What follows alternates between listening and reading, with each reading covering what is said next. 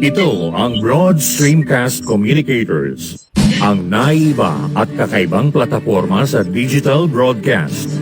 Mula Luzon, Visayas, Mindanao hanggang sa iba't ibang dako ng mundo. Broad Stream Cast Communicators, ang sandigan ng sambayanan mula sa walang labis at walang kulang na pagbabalita, paglilingkod, maglalahad ng mga mapagbuong komentaryo at usaping pambayan para sa kapakanan ng karamihan. Broad Stream Cast Communicators, tuwirang maglilingkod ngayon hanggang sa susunod na henerasyon.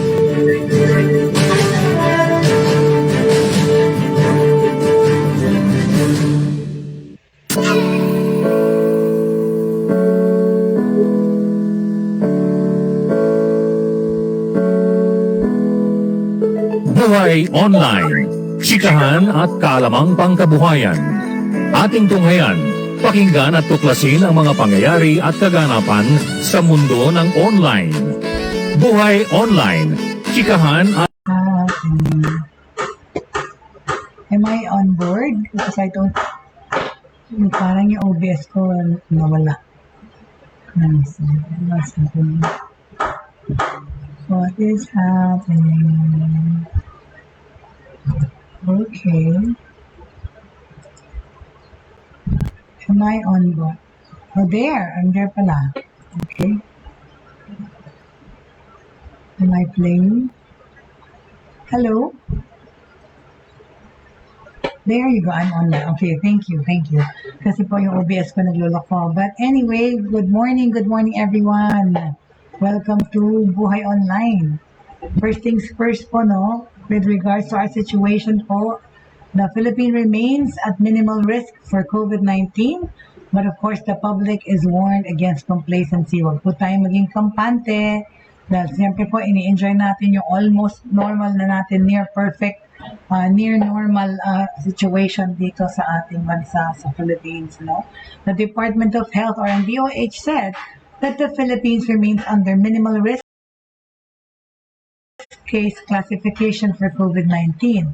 But, okay, pinapaalalahanan ko lang tayong lahat, but we're reminding Filipinos not to be complacent and amid the possibility of a spike in cases in May if the decline in the compliance to health protocols continues. Okay, DOH Undersecretary Maria Rosario Brajera said that recent data shows that COVID-19 is continuously dropping, okay? The average daily number of cases in the Philippines is at 224, which is only slightly lower than the 266 cases we last recorded in the week of December 19 to 25 in 2021, prior to the Omicron wave, okay? Nationally, and all the regions remain at minimal risk, case classification with a negative 2-week growth rate, and an average daily attack rate of less than one per 1,000 population. That is pretty good, right? Atong sinabi ni Brajera during a forum ko po kahapon po. Nag-meeting po sila kahapon para sabihin yung mga statistics or the data gathered regarding COVID-19. The national healthcare utilization also remains to be at low risk for total beds, okay? Yung mga hospitalization po and ICU or intensive care unit beds. Low risk pa rin po. Konti lang po ang na-ICU at na-hospitalized dahil sa COVID. Brajera, however, said there were 5 regions that recorded a slight increase in the respective COVID-19 one-week growth rate. Based on her presentation, these regions were, ito po yung mga region na medyo tumaas ang konti ang infections, Ilocos, Bicol, Soc-Sargen, Caraga, and the Bangsamoro Autonomous Region in Muslim Mindanao. Ang status naman po ng Metro Manila, the COVID-19 case classification of the National Capital Region or NCR was also still at minimal risk. The DOH observed a slight increase in cases, but once again declined. So looking at the cases in the National Capital Region, although NCR showed a slight increase in cases in the previous week, cases in the recent week are lower by 14% from the previous week. Now we average 86 cases per day sa NCR po. Based on her presentation for the period of April 12 to 18, the average reported cases per day was at 86. The week prior to April 5 to 11, the average daily reported cases was 100.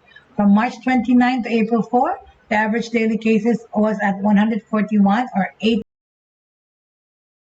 8% higher than the 130 cases per day recorded from March 22 to 28. Verheire also noted a positive COVID-19 one-week growth rate in 7 areas sa Metro Manila. Ayan po, okay, tumaas po ang infection dito sa mga area na ito ng Metro Manila. Ano-ano po ito? Okay, all areas in NCR are still remain at minimal risk or alert level 1. Classification with 7 areas, Parañaque, Taguig, Las Piñas, Navotas, Muntinlupa, Marikina, and Pateros, showing positive one-week growth rate, she said. Okay? So, not significant. Ano po? When asked if the positive COVID-19 one-week growth rate observed in 5 regions and 7 areas in Metro Manila is considered a significant increase, Verheire said it is not. Not significant in terms of number and most importantly, in terms of healthcare utilization. Ayan po ang ibig sabihin. Ang ibig sabihin po ng healthcare utilization, yung pagkaka-hospital po. Ibig sabihin po, low risk pa rin or low pa rin yung capacity ng mga na-hospital. So, okay pa rin tayo po, no? Pag narinig niyo po, pasensya na po, meron pa rin nagko-construct ng bahay dito sa likod namin. Narinig niyo po. Please pardon the noise, okay? Not significant in terms of number and most importantly, in terms of healthcare utilization. Ayan po ang importante, no? Okay, although the public is advised to continue to practice MPHS or minimum public health standards, as the risk of having increased cases in the coming weeks is there if we do not practice these public health standards. And if we do not improve yung coverage po ng vaccination, malamang na magka-surge ulit or dumami pa. So, gusto ang ingay. Narinig nyo? Oh my God. Could you hold on please? I'm just gonna close the door. Pardon me. Wala akong kasama dito. Ako lang. Sasara ko lang yung pinto. Ito yung naging.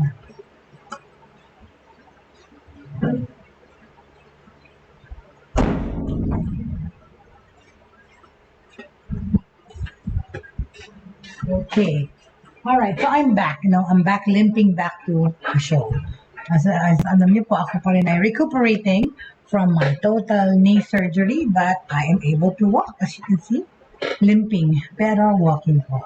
Okay, so yun po yung pinag-usapan natin regarding the alert level sa Metro Manila.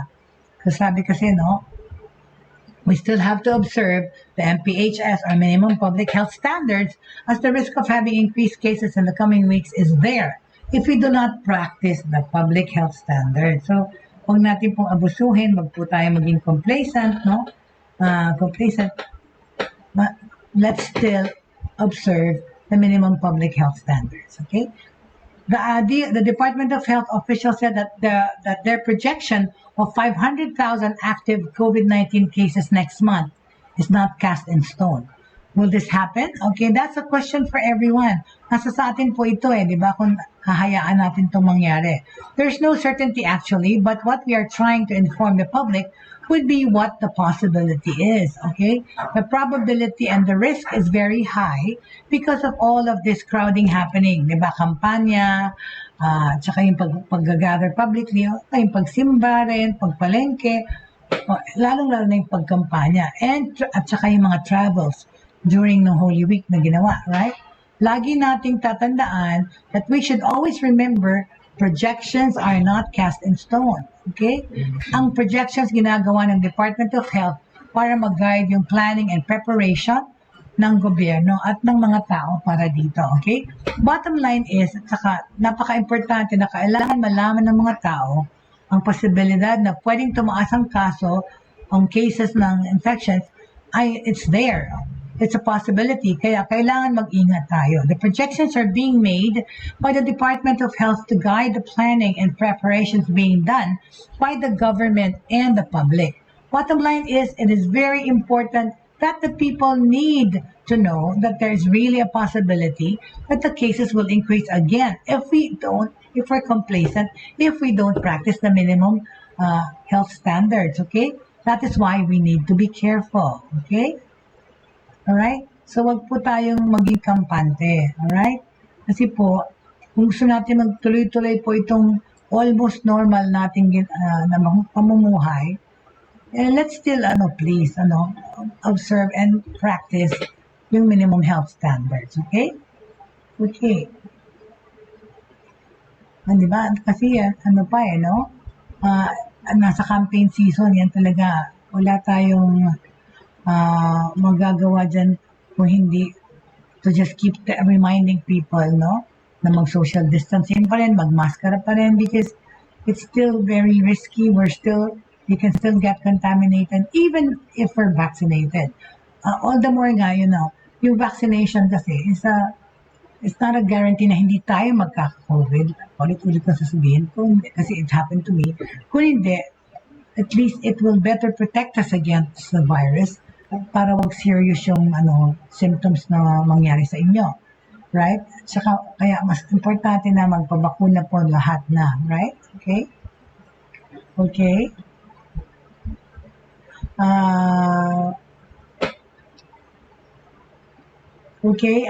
Around the world, there's of course the issues of the war pa rin ang nangyayari. Ayoko talagang minsan buksan yung news because it's so sad for me to learn about the atrocities that's happening in Ukraine.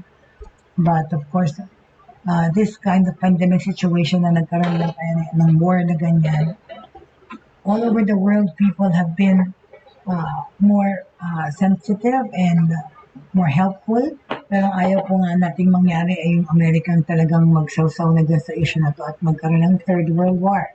We're hoping against hope that won't happen, please. Prayers lang po, no? For us to not go through this because hindi po natin kailangan sa panahon na ito, no?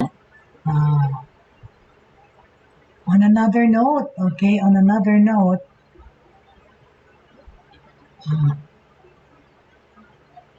on please. Ito po, may trending issue po kasi yung si Johnny Depp. Okay, of course we know Johnny Depp and we like him.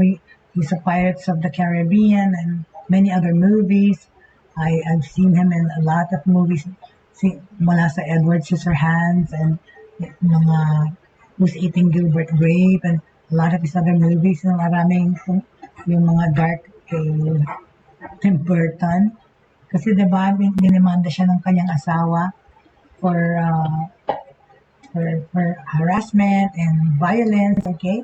Well, yesterday po, Johnny Depp testified in defamation case against ex-wife Amber Heard. Kasi grabe po yung mga sinabi ng kanyang wife.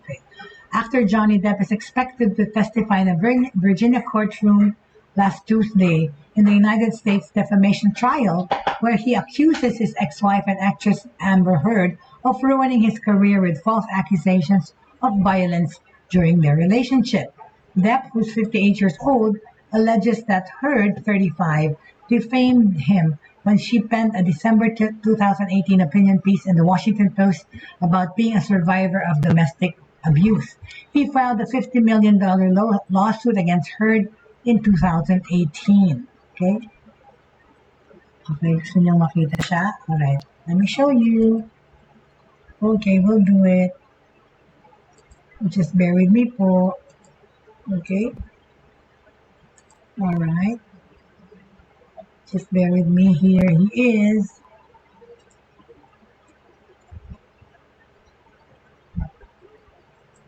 Ay, nako. Hold on. Here you go. Okay. I'm just gonna put him in the... Alright. Bear with me lang po, no? Kasi naglalag talaga yung computer ko. I don't know what's going on. Alright. I'll just put him on the screen. So hindi nakakakilala sa kanya or makilala niyo siya para maalala niyo kung sino siya. Talking about Johnny Depp. I think he's He's a good, very good actor also. And marami siyang nilabas na Tim Burton films, mga morbid and dark. Pero more than anything, marami rin siyang nilabas na pelikula na also kagaya ng Pirates of the Caribbean series. Okay? Marami. Okay? Alright, here you go. There he is. Okay? Ayan, kita niyo na. Okay. Yan si Johnny Depp po. Ayan. Profile niya, at least. Okay. So let's get back to our... Okay. Okay. Nakikita niyo ba ako? Alright. So yan po si Johnny Depp. So I was saying, as I was saying, kasi yung wife niya nauna nang nagdemanda, claiming acts of violence towards her, pero actually yan nga, so he's trying to refute that, okay, because she penned on the December 2018 opinion piece in the Washington Post about being a survivor of domestic abuse. She in turn filed a $50 million lawsuit against her in the same year, 2018. The article never mentioned Depp by name, but she wrote that article. But Depp lawyer Benjamin Chu told jurors a week ago it was clear Heard was referencing the Hollywood leading man. Attorneys for Heard have argued she told the truth and that her opinion was protected as free speech under the U.S. Constitutional First Amendment. Okay, witnesses called by Depp's lawyers have included friends of the Pirates of the Caribbean star and a doctor and a nurse who said they treated him for substance abuse. The witnesses testified that they were aware of arguments between the couple, but had not witnessed physical abuse by Depp toward Heard. Their arguments were a trigger for him emotionally. Debbie Lloyd, who worked as a nurse for Depp when he was engaged to Heard, said in a videotaped March 8 deposition that was played for the jury on Monday, they would cause him to be upset and stressed. When asked by a lawyer for Depp if she was aware that any of the arguments between Depp and Heard became physical, Lloyd replied no. A state court judge in Fairfax County, Virginia, is overseeing the trial, which is in its second week and is expected to last for 6 more weeks.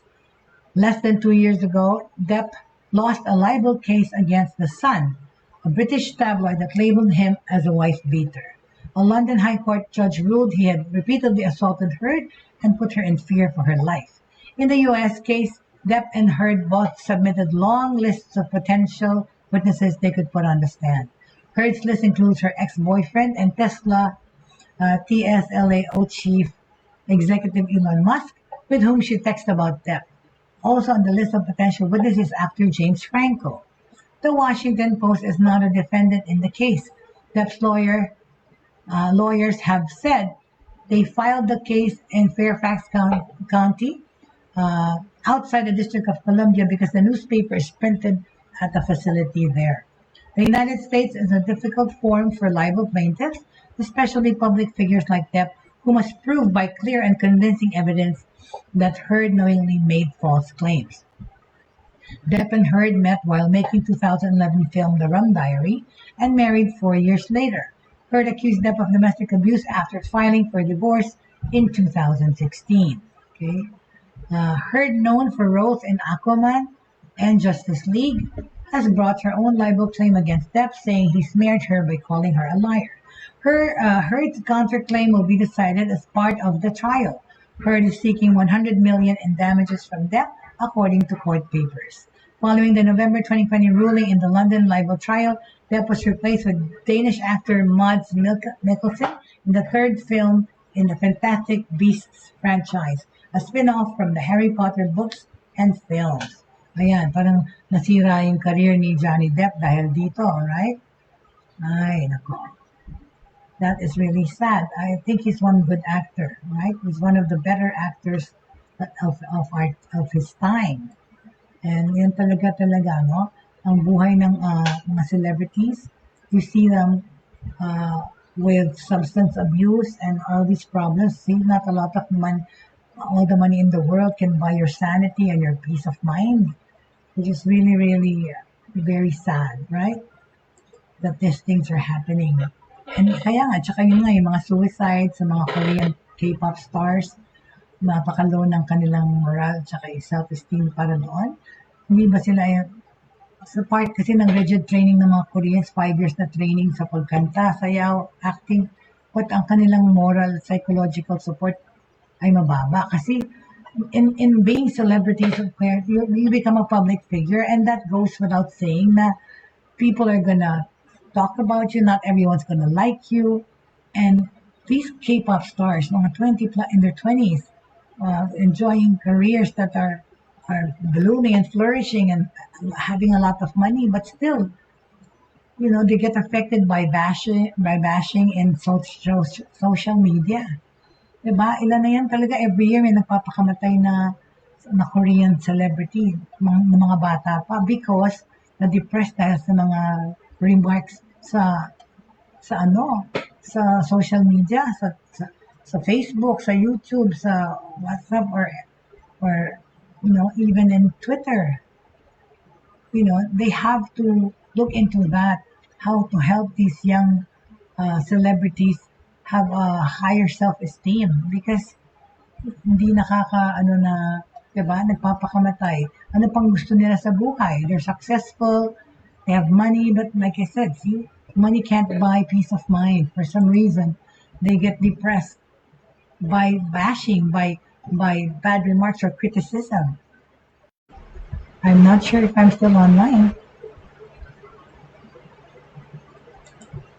My computer is hanging. Let me see what's going on.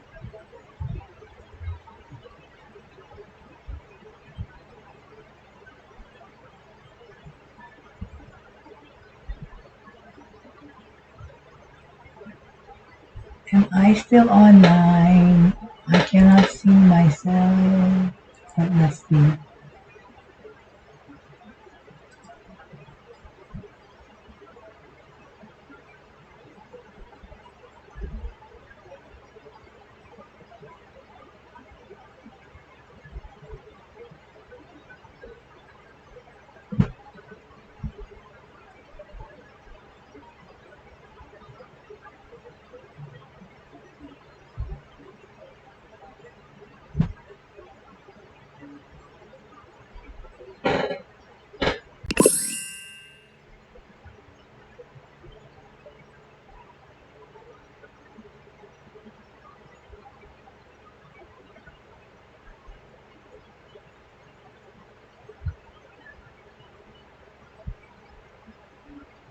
What happened now?